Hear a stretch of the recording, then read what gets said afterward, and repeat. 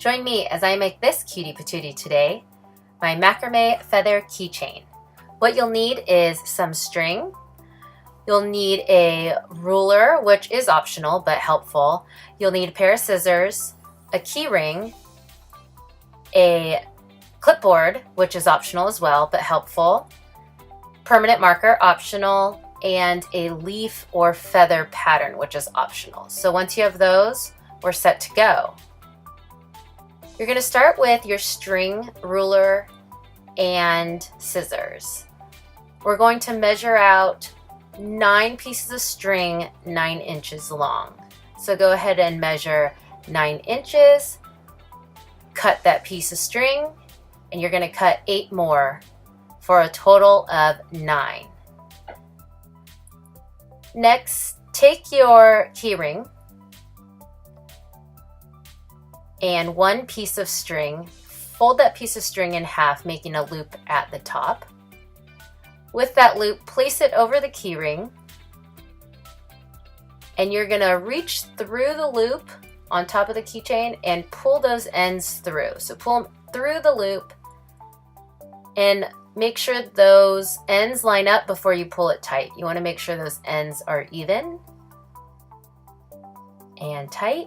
And then we're going to clip it under the clipboard. Sorry. So clip it under the clipboard. If you don't have a clipboard, you can just use tape. And we're going to do the same thing with each piece of string that's left. So you're going to start with the left side, fold it over the center strings. We're going to call those center strings.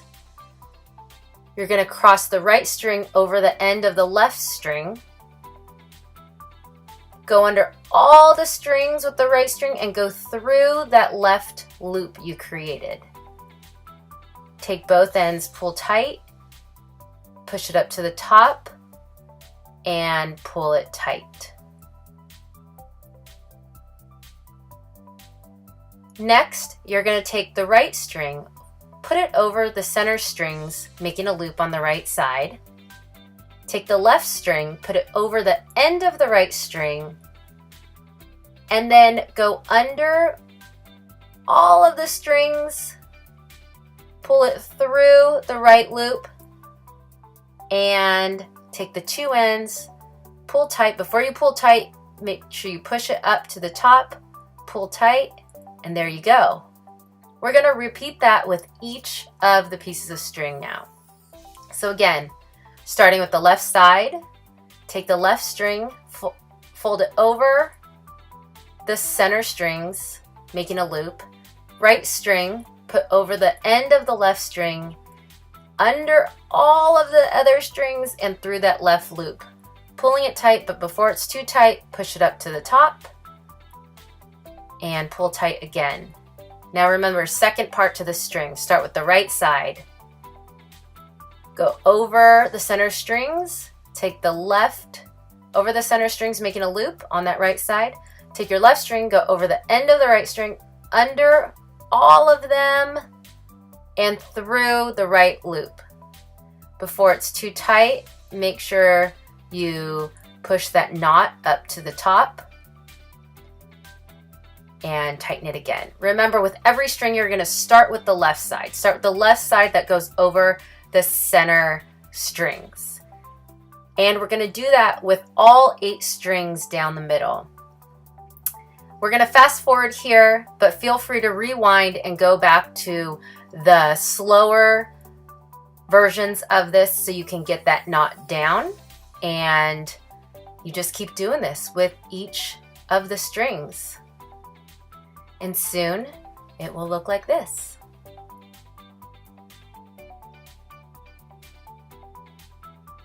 Next, we're going to unravel each of the loose strings. So each string is a bunch of little strings twisted into one.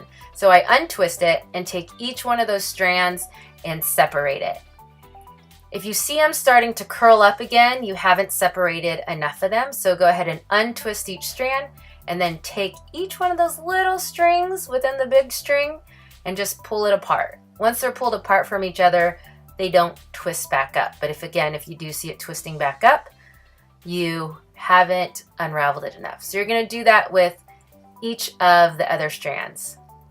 Another tool I like to use is a brush that looks like this. If you happen to have one at home, I like to use this sometimes. So I untwist the string, and at the very base, I try to weasel my way, weasel those bristles all into each one of those strands and try to brush it out. Sometimes it works good, sometimes it doesn't.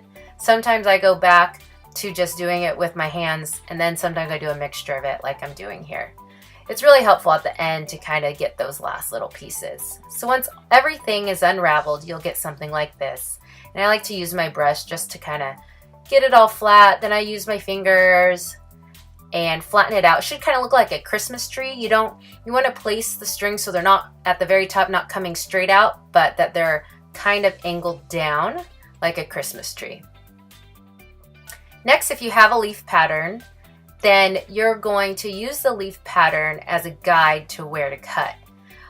I like to look at the point, where I want the point to end, not really the top of the leaf pattern, but where I want the point to end. And make sure that center of the leaf pattern is along the center of your knots, so it's not going crooked. And then I use my Sharpie and I just do a little dotted line. I don't drag it or else it'll mess up the strings. I just do a little dotted line on the outside of the paper, outside of the guideline. And once that's done, we just cut. And I cut inside the black line, so none of the black will be showing. So all the black will be cut off. So do it very delicately. Try to keep each of the strings, all the strings in place, and go bit by bit. Don't try to rush this part. And then I also like to hold, yes, those strings that are on the outside to keep them down, and so I can cut a little more evenly.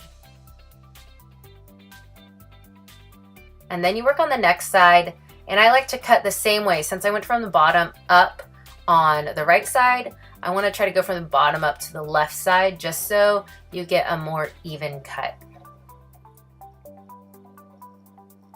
So cut up all the way to the top, and you'll get a few stragglers there. You can cut those off. And then the next thing I like to do is unclip it from the clipboard and kind of brush it out to see where it's uneven and where it might not hang right. So if I see any stragglers, I just cut them off.